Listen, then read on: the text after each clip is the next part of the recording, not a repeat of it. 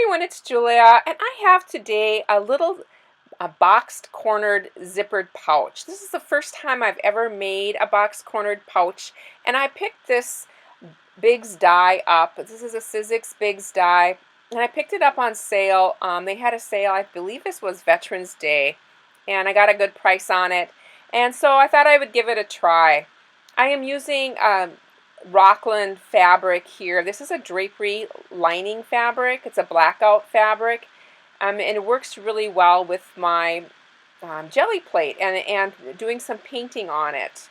I'm using acrylic paints. I have so many just half empty tubes, and I thought I'm just going to use a bunch of my craft paints. I have a variety that I'm using here, and just doing a couple different colors and a couple different layers. I like using my large 12 by 12 inch stencils when I do this method. I get my large stencils at Tuesday morning. They usually have a really good price on them, $1.99 to $2.99. Here I laid out just a couple different colors, shades of blue, using my brayer and my hands to press that first print and pull that first print off. And now I'm laying my large stencil on, adding another color, and then pulling the stencil off, and then laying the same piece back down again, spreading it out and pulling that. I am using my 12 by 14 inch jelly plate, and my fabric is also cut at 12 inches by 14 inches. I want to thank everybody who subscribed recently, and welcome. I just had a lot of new subscribers over the holidays, and I'm just so grateful and thankful for all the new people that are joining us. This is such a wonderful creative community. And here I am with another stencil. I like to go in with a lighter color over the top of the stencil. It's just one of the ways that I found works the best with fabric. Just adding that lighter color on and then pulling that stencil away and then adding the second layer onto this. And then you'll see what I mean when I pull this. It just really adds a nice effect.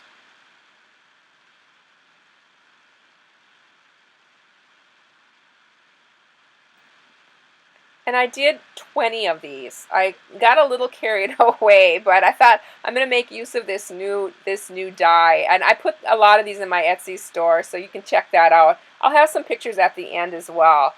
But for the lining fabric, I used an oilcloth because I wanted these to be able to be washed out very easily, so you can use them for art bags with markers or makeup. I would not recommend using oilcloth for the lining. It was really hard to work with. But I struggled through, and you'll see me struggle. This die has a fold on it, so I marked that fold with a piece of washi tape. First of all, cutting a 2-inch strip off one side here, and then folding this into fourths. And this will be run through my BigShot on the fold. And that other strip is the strap, and you'll see me laying the fold right up against that washi tape and then laying that strap on there as well, and then running this through. Just going to make a sandwich out of it.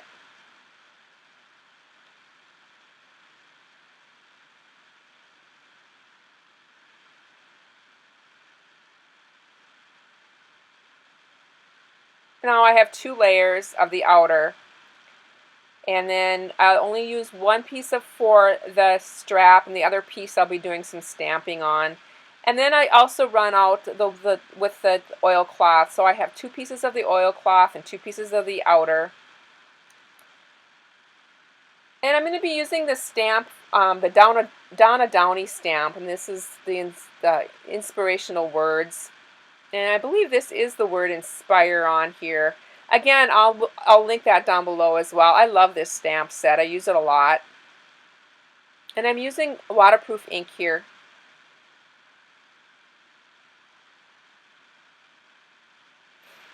And we'll be cutting this down into a smaller piece. I have been missing in action for a couple weeks. My husband and I have chosen another warm climate, so we took a little trip.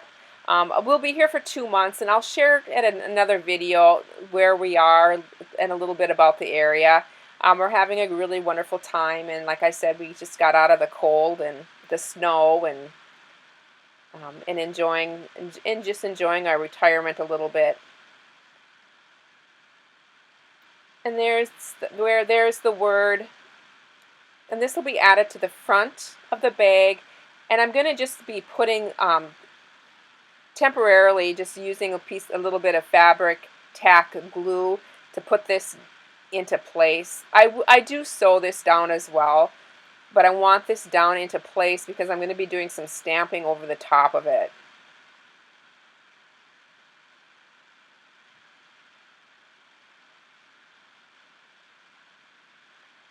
Thank you. I had a viewer that sent me this stamp set, and I just really enjoy it. I love just that background type stamps, just random things that you can add some texture to, and I just love it. I've been using it a lot, and adding right over the top of this little word too, and also add some stamping to the back of this. I am using black zippers in these. I had a lot of black zippers, and so that is one of the reasons why I went with the black ink. Now this fabric does not fray. I think I mentioned that, but so this strap, I'm not even folding in the edges. I'm just sewing across one side of it, and then sewing around the word inspire. And here's a different one. You can kind of see just a different look here.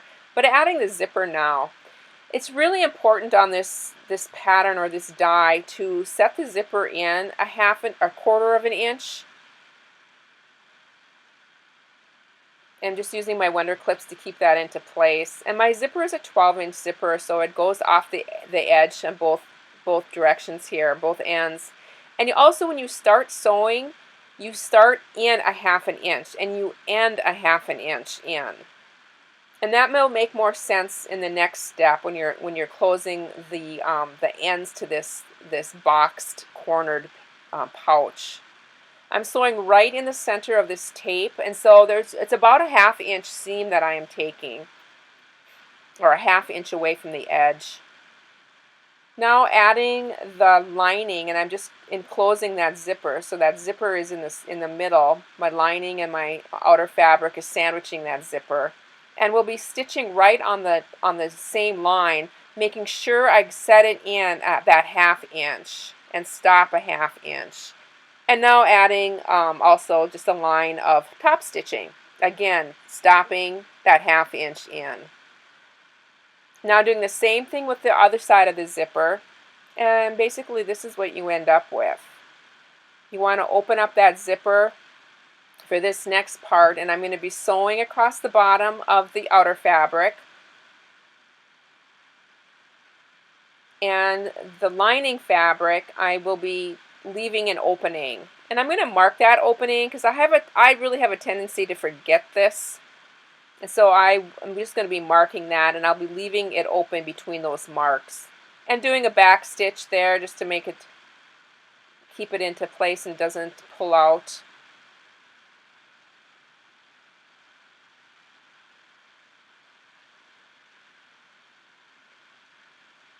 And now it's to close the sides on this. And this is the reason why you need to get that zipper set that zipper a half inch away. Because you fold back that lining fabric and you just catch the outer fabric. And again on this side too, and just catching that outer fabric and folding that lining away.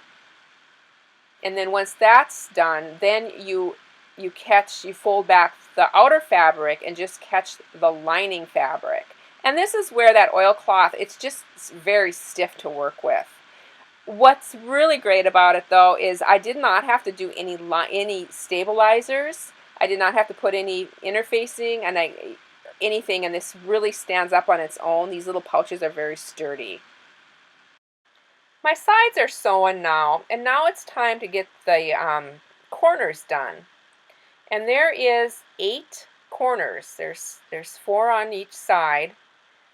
The strap is placed next inside the corners, and the strap is placed on the side where the zipper pull is. I'm just going to slide it into place here, and we'll sew across this. I'm going to get it into place and do some clipping here.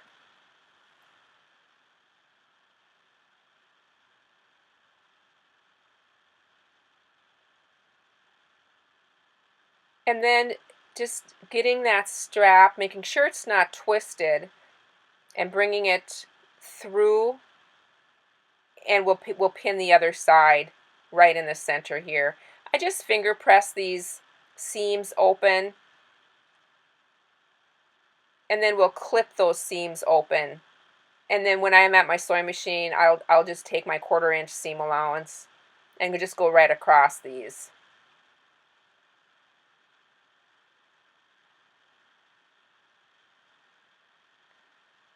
And doing the same on the other side. I start with doing just the outer fabric first.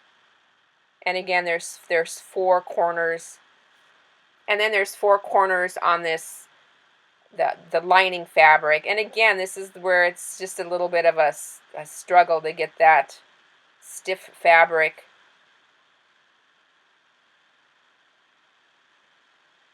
But getting all 4 of those corners sewn as well.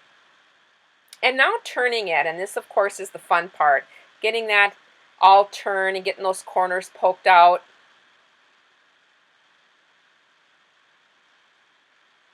Once they're all poked out, I do just sew that across the bottom on that lining, and then using my pokey tool if I need it, and just getting my fingers in there and getting all those corners poked out.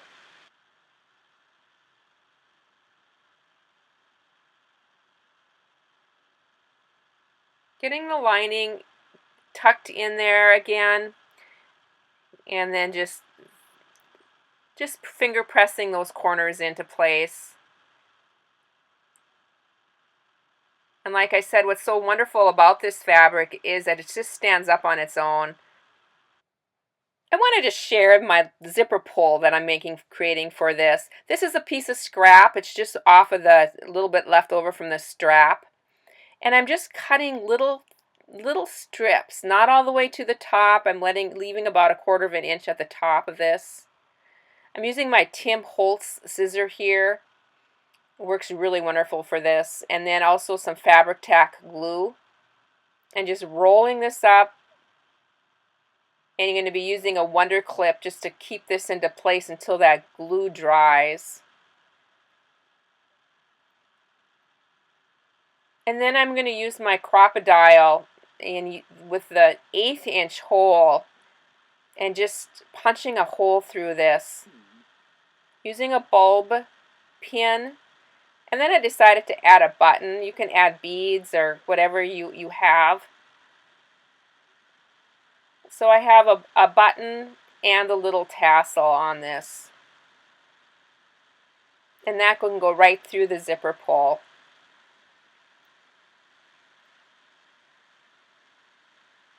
Thank you so much, everybody who's joined me today, and Happy New Year. Here's some pictures. I hope you enjoyed this.